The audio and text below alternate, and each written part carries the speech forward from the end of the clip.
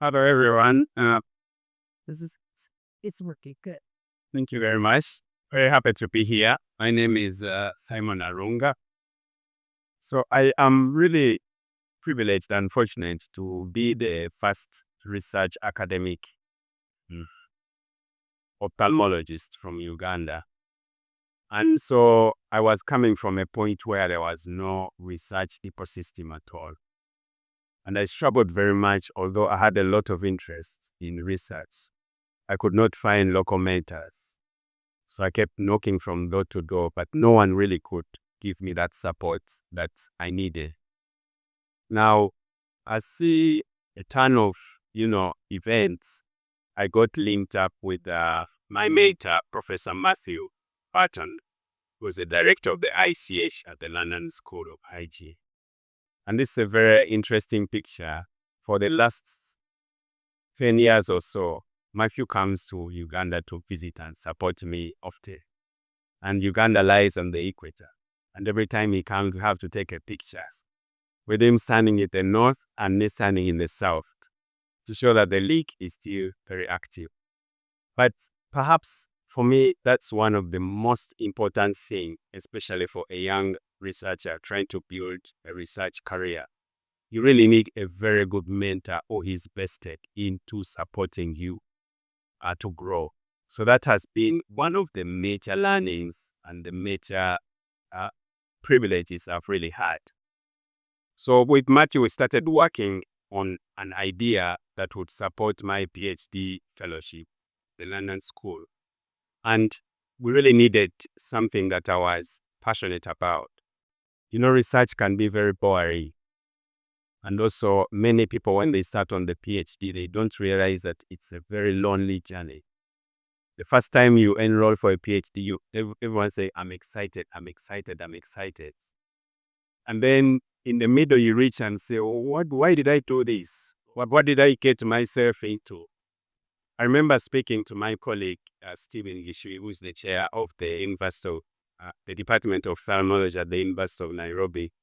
So we're having this candid talk. He looked at me and said, Simon, have you hit rock bottom yet? I said, I think I have. Then he said, okay, that's good because now the only way is up. We can no longer go down. But we had a group of patients with microbial keratitis. There was a keratitis session in the morning. This is really a nasty condition. And in our hospitals, we were seeing massive rates of heavy serrations and high loss. And I have permission to show these pictures of these patients, but just to show the spectrum from the elderly to the young. And especially in the young, because we found in our cohort, most of the people are about, 30 to 40. It's the most economically productive age group, and they were getting affected. So we started that work as part of my PhD, and we were fortunate to have a lot of outputs in terms of being able to inform what was happening in Uganda and what the things we learned led to. So we found that fungal keratitis was the majority, and this was largely because of the agricultural nature of the work the patients were doing.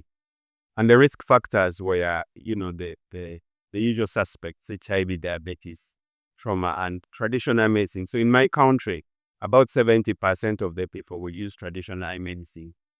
But what was even more shocking is that they use it after they have visited the health facility. Because when they go to a health facility, they don't get the help they need.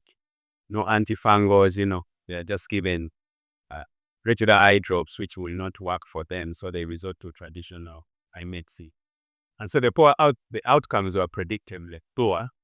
But this led to us doing more work. And right now we're just wrapping up 2 very big randomized controlled trials comparing hospital-based treatments as well as community interventions to prevent severe microbial keratitis. But the other thing which was very important, and I know my time is running out, is that I had to work very hard to build an ecosystem of research in my country, because without that, then there is no continuity.